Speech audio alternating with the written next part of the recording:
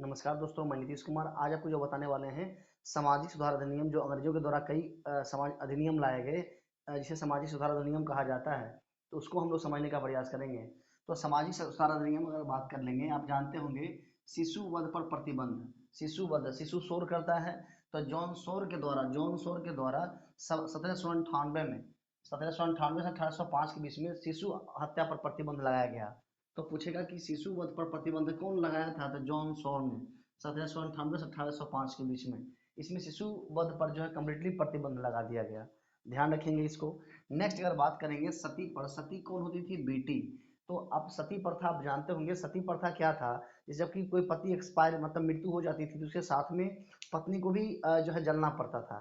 तो ऐसे प्रथा को हम लोग सती प्रथा कहते हैं। और ये 1829 में जो उन तमाम महिलाएं जो सती हुई होंगी, तो उनसे याद रखना है क्या, 1829 में बेटी मतलब सती कौन होती थी? बेटी, लॉर्ड विलियम बेंटिक। तो सती प्रथा पर प्रतिबंध लगा दिया गया। सती प्रथा पर प्रतिबंध जो है कई लोगों ने किया, जिसे मुगल में अगर बात करेंगे तो अकबर के द्वारा सती प्रथा पर प्रतिबंध लगाने का प्रयास किया गया। आप अगर बात करेंगे जो पुर्तगालियों में अगर बात करेंगे तो अल्बुकर्क का नाम आपने सुना होगा, अल्बुकर्क के द्वारा प्रयास किया गया था। तो कई व्यक्तियों के द्वारा प्रयास किया गया सती प्रथा में। तो सती प्रथा 1829 में कौन? Lord William Bentinck. सती प्रथा पर प्रतिबंध।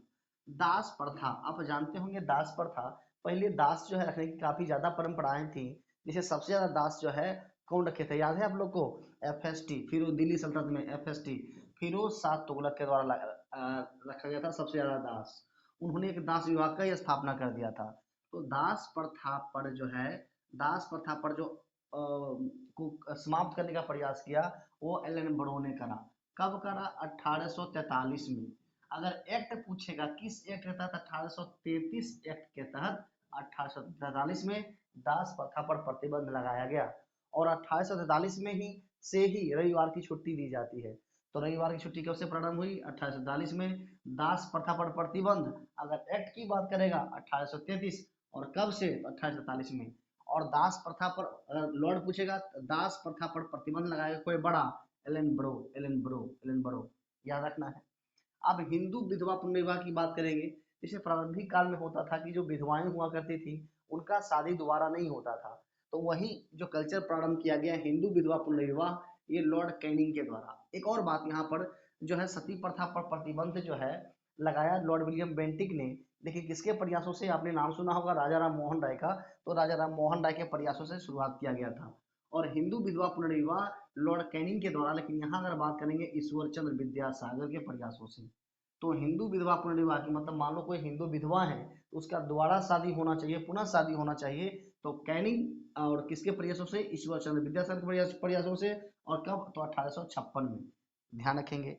नेटिव मैरिज एक्ट की अगर बात करेंगे, नॉर्थ ब्रुक किसके द्वारा? नॉर्थ ब्रुक 1872 1872 में शुरुआत किया गया native marriage act. Native marriage act कहने का मतलब हुआ अंतरजातीय विवाह। कि अंतरजातीय विवाह आप कर सकते हैं, कोई दिक्कत नहीं है।